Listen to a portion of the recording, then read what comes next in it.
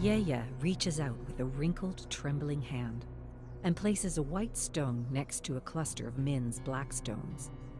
He could have placed it anywhere on the board, but he chose the worst possible option. He's making it look like he's trying to capture my cluster. It's not convincing. He wants me to win.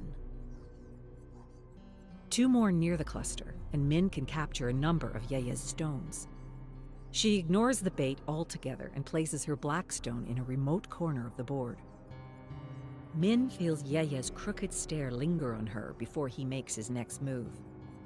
Another white stone near the cluster. Another stone ripe to be captured. Min wants to tell him, "Stop. I am 11 years old. I'm not a baby. I want to earn it." The sun is setting over the crowded street.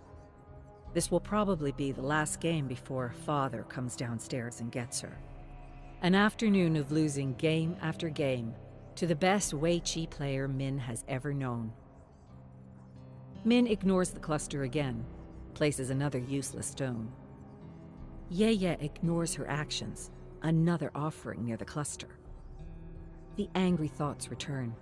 She sits there, drumming her fingers on the table, feeling the coarse stone scratch against her fingertips. Min has paid the price many times over for disrespecting her father, for talking back, ignoring his orders, being unkind. She feels like a freak for thinking respect has to be earned. But she has never been unkind to Yaya, not once. She plants a stone on the edge of the cluster, playing the game the way he wants. Yaya's frown curls into the slightest smile. He adds another stone to the offering. When the sun is gone behind the buildings, and Min tallies her first ever win against her Yaya, Father steps out from the apartment building like clockwork. He watches, arms crossed, and Yaya gives Min a loving pat on the head. "Happy birthday, Min Min." Her footsteps echo across the empty classroom. She didn't want to say anything to Teacher Leo in front of the other kids. "What's the problem, Min?" Teacher Leo rubs his temples as he sorts his papers. "Sir, my parents taught me to mind my own business and not concern myself with how others behave. But I have to tell you, schoolmate Chen has been cheating." Teacher Leo stops moving his papers. She has his attention. "Excuse me?" "Chen paid an older student for the answers to the last exam. I think he's been doing it for a while. That's why his grades are so high." Teacher Leo scoffs, shakes his head. "What is the matter, sir?" "I suppose you cheat as well, Min." A chill crosses her heart. "I've never cheated, sir." "No? Your grades are even better than Chen's. How do you explain that?" "It's like talking to an alien." "Because I study, sir. I work hard." Teacher Leo is standing now, putting his papers in his briefcase. "Look, the Gaokao is just a few years away. Every one of your classmates wants to do well. Their futures depend on it." "I don't think I understand what you're saying, sir." He rubs his temples again. "I'm saying your parents are right." The bell rings the hour. Min leaves, holding her books close, eager for the day that she will never have to go to school again.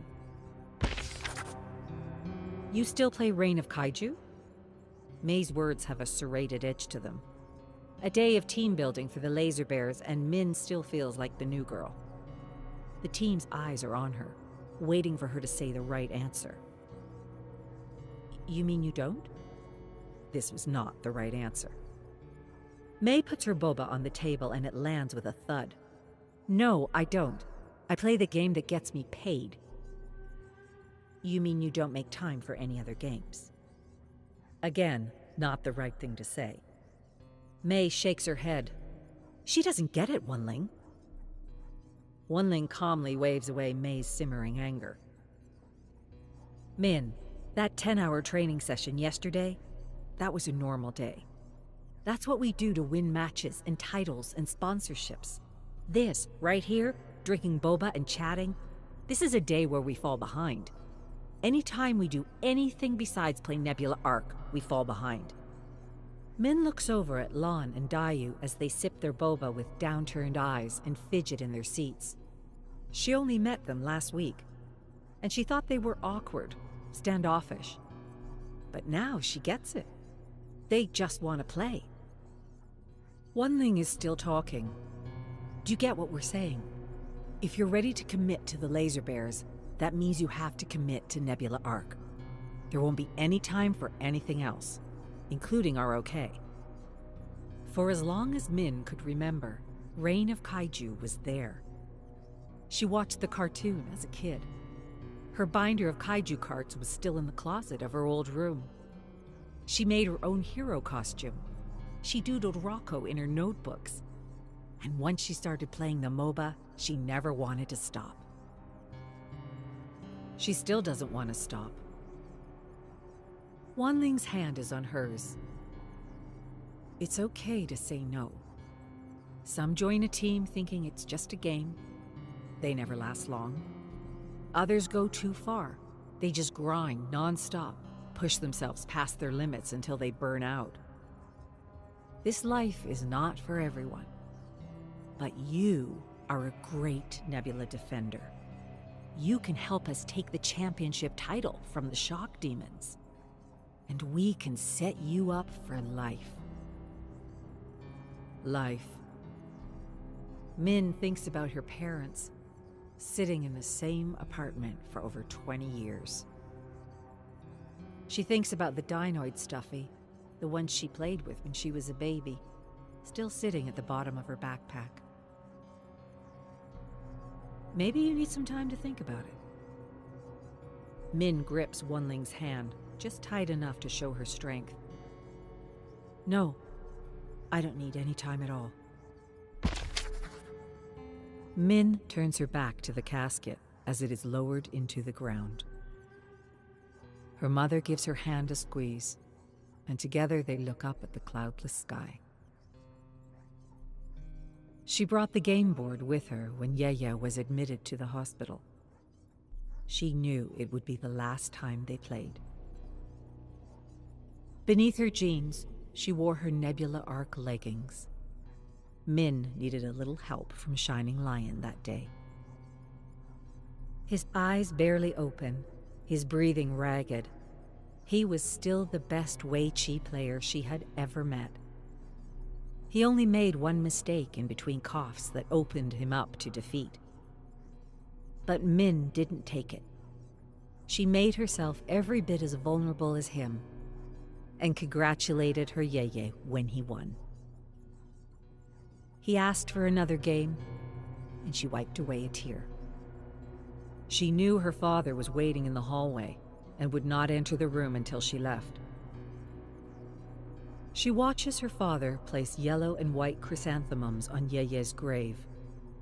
Time folds in on itself, and Min sees herself in the future, standing before a grave, hands tightened around her own bouquet of yellow and white mums. She never thought she'd see him standing at her door. Father, hi. He's holding a thick envelope with the home address written on it. Min's stomach sinks. This is not going to be the happy reunion she thought it would be. Do you know anything about this?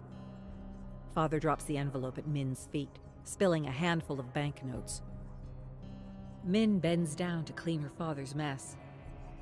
You wouldn't have accepted it if you knew it was for me. But we would accept an anonymous donation? We are not a charity. Everything okay? Wanling and the others are still eating breakfast. Min steps into the hallway and closes the door. Father's face is a taut sneer. Please, Father, take it. Let me help you. You'll need that money when you decide to grow up. You don't get it, do you? This is my job, and I'm good at it. I'm happy.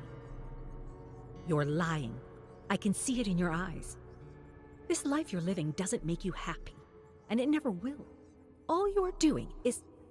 Min turns just as her door opens. Wunling and May are there, beaming smiles and outstretched hands. Good morning. Are you Mr. Feng? Min watches, stunned, as her friends introduce themselves and take turns shaking Father's hand. This can't be happening. May gives Min's shoulders a tight squeeze. We just wanted to let you know what a wonderful daughter you raised. I've never met anyone so dedicated or diligent or kind. Father opens his mouth to speak, but Wunling is quicker. Your daughter helped us become 3-time champions. When we win our next championship, we'll have the world record. I'm sure you're very proud. Please, come in. May is motioning to the door. We were just finishing breakfast. There's plenty left if you're hungry, and perhaps you'd like to see some of our awards. Min waits for her father to put them all in their place. He doesn't. His eyes are on her, and she knows he's waiting for her to invite him in. She'd never seen his eyes shine like this before. Would you like to come in?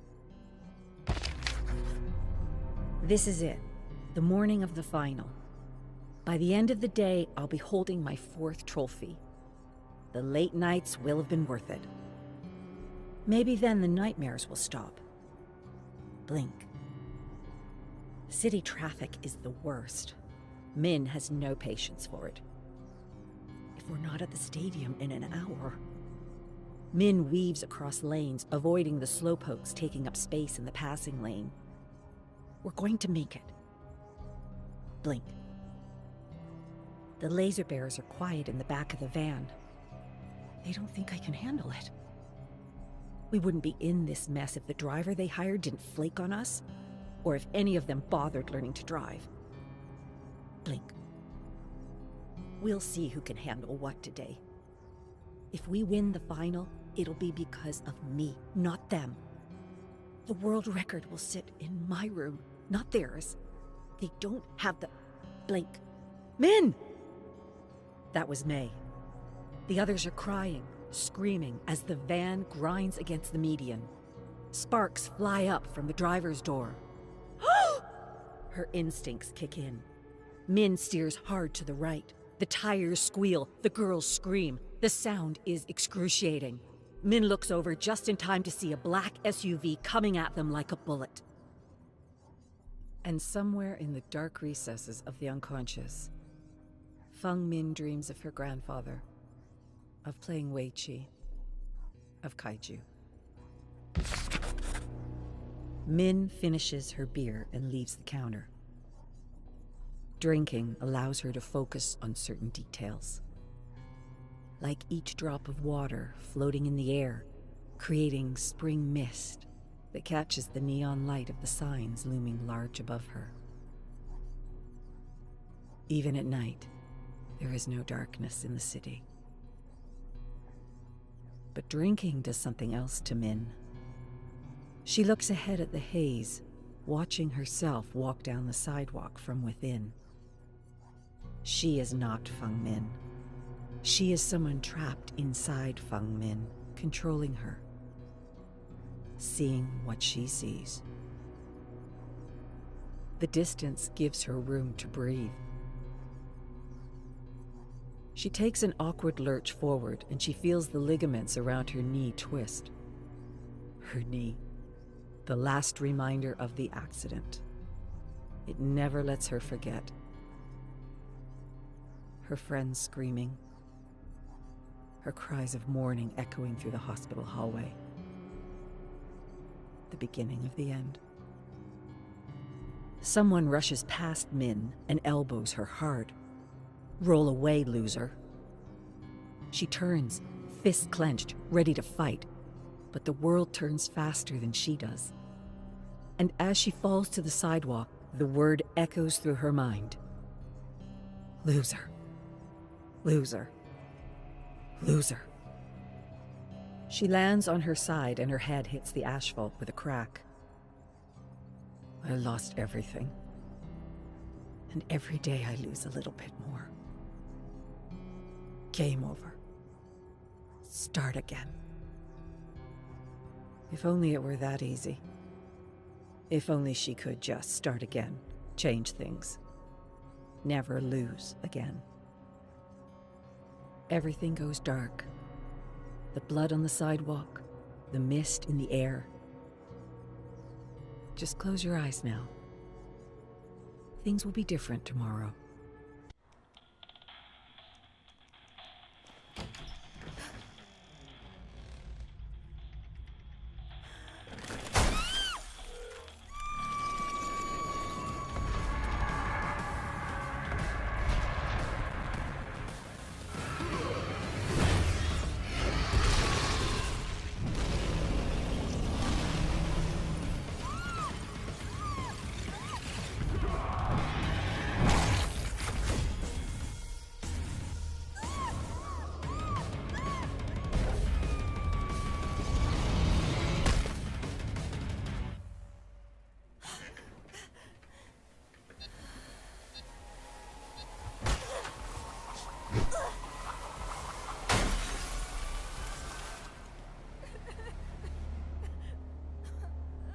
Subscribe to Lady Judge, cause she's my friend till the end.